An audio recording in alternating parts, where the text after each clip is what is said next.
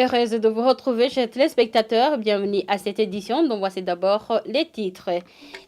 Un enfant mort, 4 personnes blessées, plus de 300 maisons d'habitation et des infrastructures du projet Kidasa Énergie détruites et plusieurs hectares de champs de culture endommagés. Tel est le bilan occasionné par des glissements de terrain de type rotationnel survenus sur la colline Gabaniro de la commune Mouta en province Rumongue le soir de ce vendredi. Vous aurez les détails au cours de ce journal. Et certaines initiatives de bouchage de nids de poules par des volontaires sont enregistrées sur différentes routes de la mairie de Bujumbura, comme c'est l'événement de Rumongue et dans certains coins de la zone Ngagara. Voilà le sommaire tout de suite, les détails.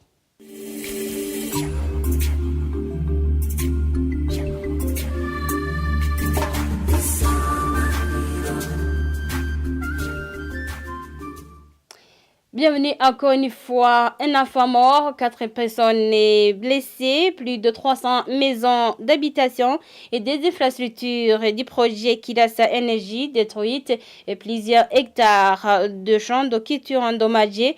Tel est le bilan occasionné par des glissements de terrain de type rotationnel survenus sur la colline Gabaniro de la commune Muhuta dans la province Rumongue le soir de ce vendredi. Les victimes demandent une assistance d'urgence. Abdoulaye Nilaniwagira, chef de cabinet du gouverneur de Rumongue, appelle la population sinistrée à ne plus s'installer dans cette localité, mais de loger au centre des métiers de Gitaza en attendant une intervention humaine. Jean-Pierre Misago.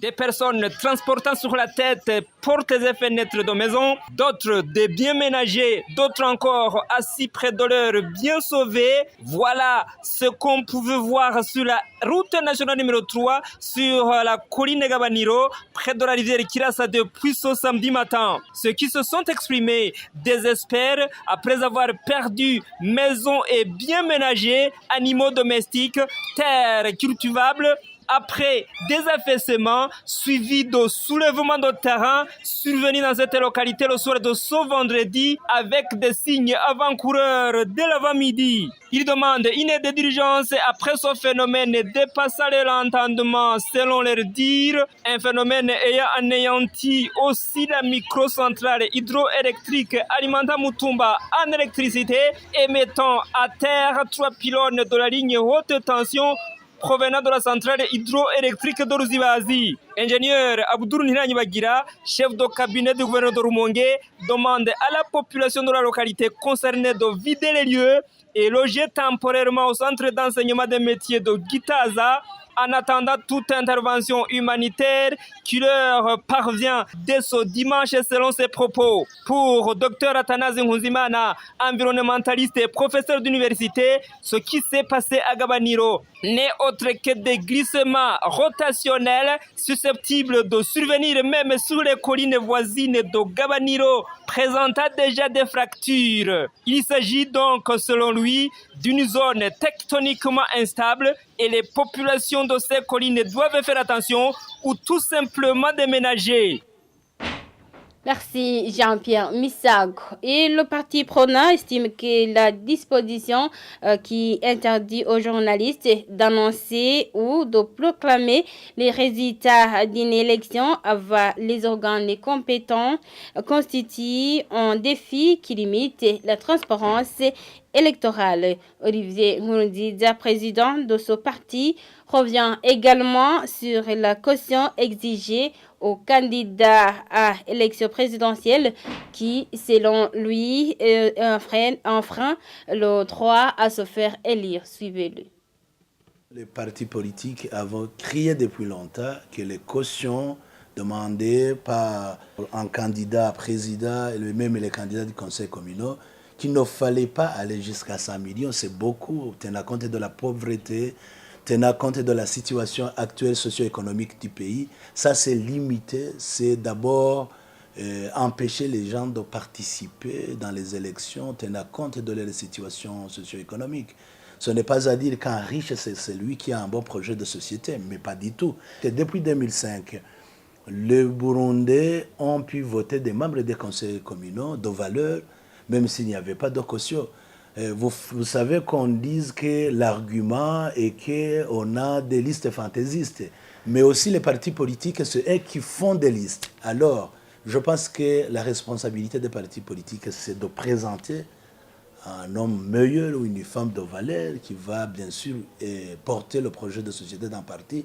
Alors dire que ce sont des listes fantaisistes, d'abord c'est la façon et le moyen de dénigrer les partis politiques et les candidats indépendants. Et d'autres choses est qu'au niveau effectivement du code électoral, nous avons effectivement toujours dit qu'il faut laisser la liberté des journalistes pour qu'effectivement les journalistes proclament effectivement les résultats des urnes qu'ils trouvent effectivement sur les bureaux de vote.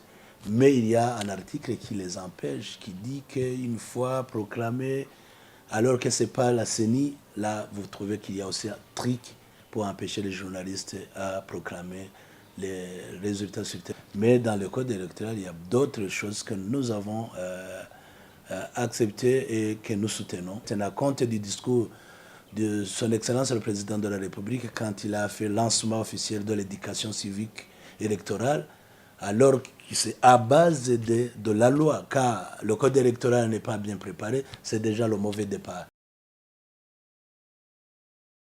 De bouchons et de nids de poules par des volontaires sont enregistrés sur différentes routes comme celle venant de Rumongue et dans certains coins de la zone Ngagara. Certains habitants, tout comme certains conducteurs de véhicules, apprécient ces initiatives et d'autres regrettent que parfois les matériaux non appropriés utilisés gênent la circulation, surtout pendant la pluie, et demande au gouvernement de reprendre son programme de zéro nid de poule au lieu de laisser ces travaux à des anonymes qui en profitent pour chercher à manger. Placide Nyomunge. Le plus connu au sud de la capitale Bujumbura, dans le bouchage de ces nids de poules à titre individuel, c'est Nakarutimana Sadik. Ce vendredi, devant les bâtiments de l'hôpital Semseka, situé sur la route menant vers Rumongue, torse nu, son gilet jaune sur sa poitrine, une pelle à la main, Sadik répare ses ornières à l'aide de pierres ou 10 graviers qu'il tire des rivières de la localité et les déplace, dit-il, sur le fond de ceux qui apprécient ces initiatives. J'ai constaté qu'il y avait plusieurs nids de poules et pendant ce temps, j'étais désœuvré. Je me suis engagé dans ces travaux. Pour trouver des matériaux, je prends une partie de l'argent de ceux qui apprécient mon travail pour assurer le transport de ce gravier et puis je me mets à boucher ces trous. Les usagers de cette route, conducteurs de motos et véhicules, saluent les initiatives consenties par Sadik. Selon eux, ces travaux allègent au moins le niveau d'impraticabilité pour quelques jours. Ils font de leur mieux qu'ils soient bénis, mais que le gouvernement investisse dans ces travaux. Vous voyez les gens, les écoliers qui vont à l'école ont des problèmes, les gens qui conduisent des véhicules ont des problèmes aussi. Ça nous aide quand même. Il y a les gens qui mettent des pierres et les autres qui mettent des bouts. Ceux qui mettent des bouts, c'est pas favori par rapport à ceux qui mettent des pierres. Toutefois, il existe d'autres qui bouchent ces fondrières à l'aide de la boue extraite des caniveaux. Ces habitants et conducteurs trouvent qu'en période de pluie, ces dernières gênent la circulation et demandent au gouvernement de reprendre son programme de zéro nid de poule. S'il n'a pas plu, ces boues servent pour la circulation. Au contraire, il constitue un grand défi. Quel service habilité fasse son travail? Que le gouvernement ne laisse pas ses travaux aux volontaires. Il dispose de l'argent pour cela. Il doit se mettre au travail pour réparer ces routes délabrées. Entre-temps, la loi budgétaire 2023-2024 sur la page 196 prévoit un budget de 5 milliards de francs burundais destiné aux travaux de bouchage de ces nids de poules sur le réseau routier dans ce qu'ils ont appelé revêtu. Les habitants de la commune Kigamba en province de Changuzo et ses environs se disent heureux de la diminution du trajet qui leur coûtait cher à la recherche de soins de santé. Cela suite à l'inauguration de l'hôpital de Kigamba, nouvellement construit sur l'appui du Haut Commissariat pour les réfugiés HCR en sigle lors de la remise de cette infrastructure publique. Ce vendredi, la représentante du HCR du Burundi indique que le choix de la province Changuzo a été motivé par le fait que cette province accueille un grand nombre de rapatriés et que la région est du Burundi compte beaucoup de camps de réfugiés congolais au Mendouaï. Ce nouvel hôpital de Kigamba, d'un coût estimé à 3 milliards de francs burundais, équivalent à près d'1,5 million de dollars américains, est construit sur un espace de 3 hectares et 26 arts. Il comprend 10 blocs qui abritent les services administratifs, un laboratoire, un bloc opératoire, une maternité, 3 blocs d'hospitalisation, un bloc pour la médecine générale, une morgue, une salle d'attente et un groupe électrogène. Parmi les raisons du choix de Kigamba, on note entre autres la réception d'un bon nombre de rapatriés, indique Brigitte Mukangaino, la représentante du Haut Commissariat pour les réfugiés au Burundi. Le choix a été fait pour cette commune de Kigamba parce que Kigamba fait partie des zones qui sont en train de recevoir un grand nombre de rapatriés à partir de la Tanzanie. De façon générale, depuis que nous avons commencé l'opération de rapatriement, nous avons déjà reçu plus de 250 000 rapatriés dans le pays. Mais la province de Changuzo, elle seule, a déjà reçu plus de 22 000.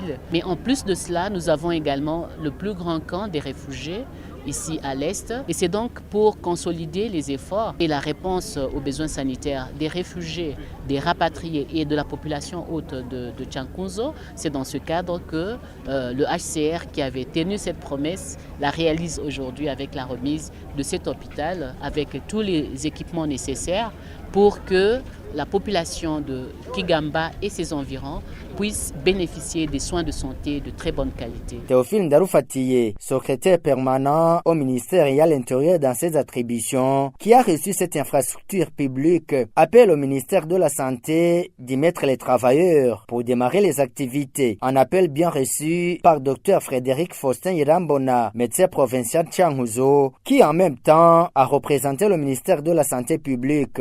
On en discutera effectivement en profondeur avec les différents départements du ministère pour d'abord définir le type d'hôpital que nous avons. En ayant déjà la bonne définition de l'hôpital, on va voir le type de ressources humaines.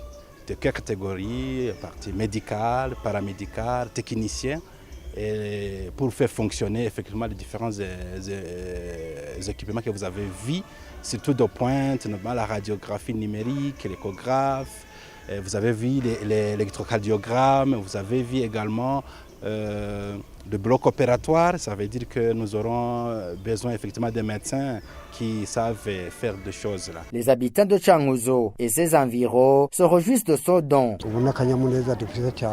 Lorsqu'il s'agit des maladies qu'on ne peut pas traiter dans les centres de santé, ça nous coûtait cher pour le transport vers Karusi ou à Kibuye dans la province de Gitega. Exemple typique, moi j'ai payé 300 000 francs burundais pour ma belle-fille. C'était l'année passée. C'est un plaisir pour nous. Nous comptons tout faire pour un bon entretien. L'hôpital de référence de Kigamba est remis au gouvernement du Burundi en réponse de la promesse du HCR dans la période de la pandémie de Covid-19. Merci Omer. Et voilà, chers téléspectateurs, c'est parti que nous mettons un point final à cette édition. Merci de l'avoir suivi. Au revoir.